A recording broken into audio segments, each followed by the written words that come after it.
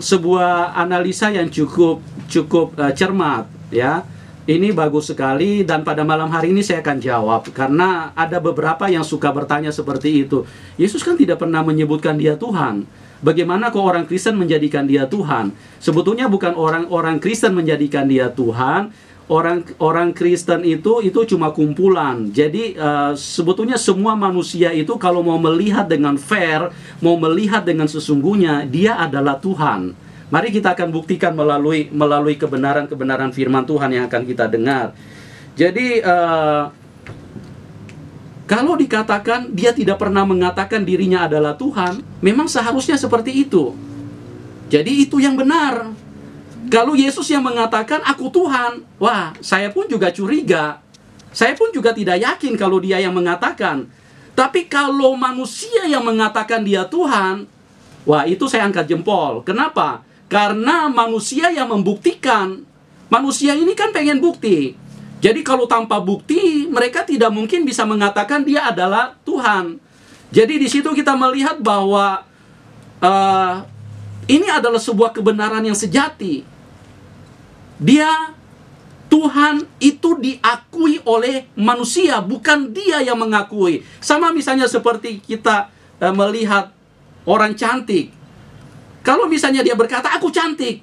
Wah, saya justru curiga, saya justru ragu kalau dia bicara seperti itu. Tapi kalau orang lain yang bilang dia cantik, ini kebenarannya tidak bisa diragukan. Kenapa? Karena orang lain yang bersaksi. Apalagi kalau begitu banyak kesaksian tentang siapa dia. Misalnya orang ini cantik, atau misalnya orang berkata, orang ini kuat sekali. Kalau misalnya dia berkata, aku kuat, aku kuat, aku kuat. Itu omongan kamu. Tapi kalau orang lain yang ngomong, ini luar biasa. Makanya Tuhan itu, Yesus itu tidak pernah mau keluar dari mulutnya menyebutnya dirinya Tuhan. Supaya apa? Supaya manusialah yang bersaksi bahwa dia adalah Tuhan. Nah, kalau manusia yang bersaksi dia adalah Tuhan, ini sesuatu yang tidak bisa diragukan. Karena apa? Karena yang ngomong manusia, bukan dia.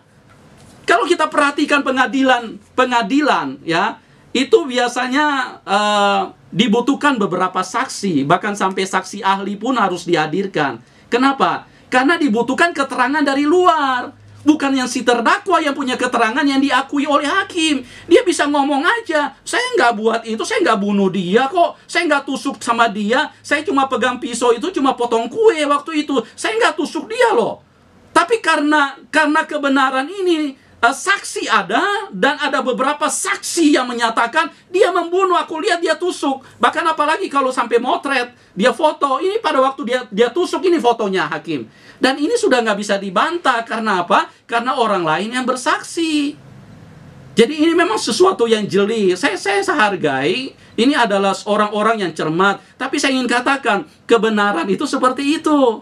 Jadi orang yang harus bersaksi, bukan dia. Kalau dia yang bersaksi, wah, saya juga curiga. Saya juga tidak mau percaya dengan begitu mudah Tuhan seperti itu. Ngapain punya Tuhan itu cuma hanya dia yang ngomong dia Tuhan. Tapi kalau orang lain yang ngomong, kalau begitu banyak orang yang ngomong, itu kita tidak bisa ragukan. Itu karena manusia yang bersaksi. Jadi itu adalah sebuah kebenaran yang tidak diragukan. Makanya di dalam firman Tuhan, keterangan 2-3 orang itu perkara sah. Sama dengan pengadilan. Kalau yang lain bersaksi, ada saksi ini, saksi itu, saksi ini, saksi itu dimunculkan. Wah, itu nggak bisa diragukan. Hakim langsung ketok palu, Anda menang. Ini benar, seperti itu kejadiannya. Putusan langsung dijatuhkan. Itulah yang dibutuhkan, bahwa saksi itu harus dari orang lain, ya, bukan dari dirinya sendiri. Jadi kalau kita menyebutkan bahwa dia tidak pernah menyebutkan dirinya Tuhan, ya memang seperti itu. Nah, saudara yang saya kasih di dalam Tuhan, saya ingin tunjukkan kepada kita bahwa dari beberapa kenyataan kita bisa buktikan bahwa dia adalah Tuhan. Yang pertama dari pekerjaannya, ya, dari pekerjaannya. Dia nggak perlu ngomong dia Tuhan, nggak perlu dia ngomong, nggak perlu buka suara kok, diam-diam aja kok. Dari perbuatan, dari pekerjaannya kita akan mengatakan, oh dia Tuhan. Sama dengan seperti yang saya katakan tadi, dari penampilannya begitu cantik, orang lain yang berkata, oh dia cantik sekali, dia layak untuk dipilih jadi apa? Jadi ratu, jadi orang-orang yang bisa diandalkan karena orang lain yang bersaksi. Nah, dari pekerjaannya itu nyata sekali. Yesus Kristus adalah pribadi yang membangkitkan orang mati. Alkitab tidak, kebenaran Injil ini cuma hanya dicatat 1-2. Firman Tuhan berkata kalau mau dicatat semuanya, tidak ada kitab yang bisa memuat tentang pekerjaan yang dilakukan oleh satu pribadi yang luar biasa ini. Kenapa dia bisa membangkitkan orang mati? Karena dia pegang nafas kehidupan. Kalau dia pegang nafas kehidupan, siapa dia? Jadi dari pekerjaannya saja, dia tidak usah bicara. Di situ kita bisa menyimpulkan, inilah Tuhan, dan dialah yang kita butuhkan.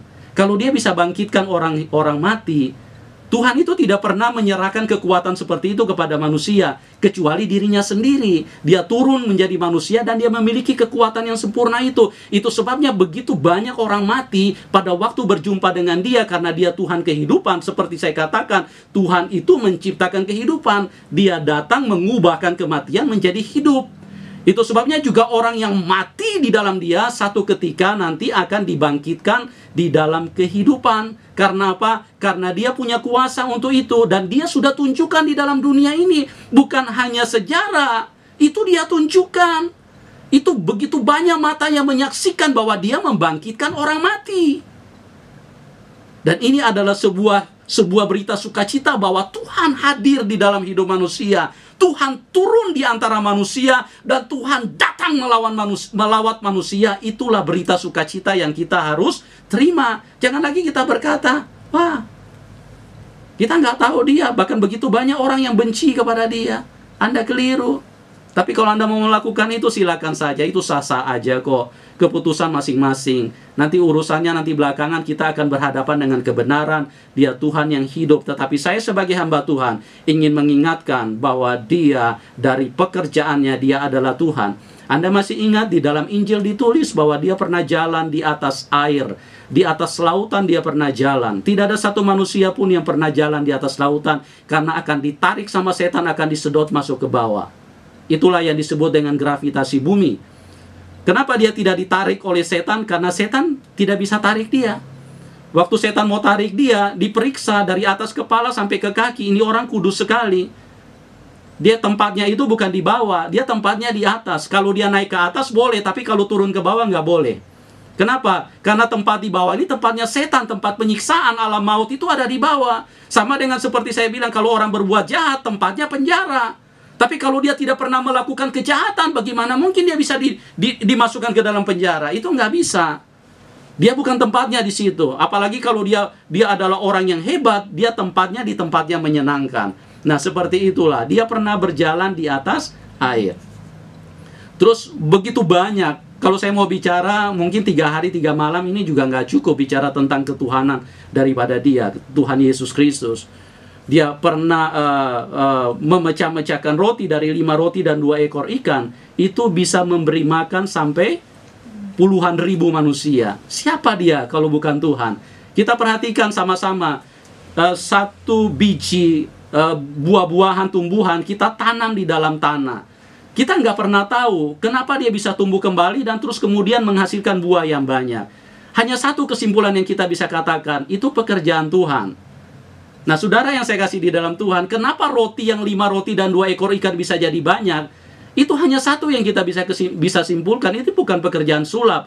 Kalau pekerjaan sulap dia cari uang, dia bukan memberi kasih, dia justru berharap ada uang masuk di situ. Tapi Yesus Kristus ini mengubahkan kekurangan, mengubahkan kemiskinan dari yang cuma 5 roti dan 2 ekor ikan itu menjadi ribuan dan begitu banyak sekali. Hanya satu yang kita bisa simpulkan. Apa kesimpulan kita? Dia adalah Tuhan.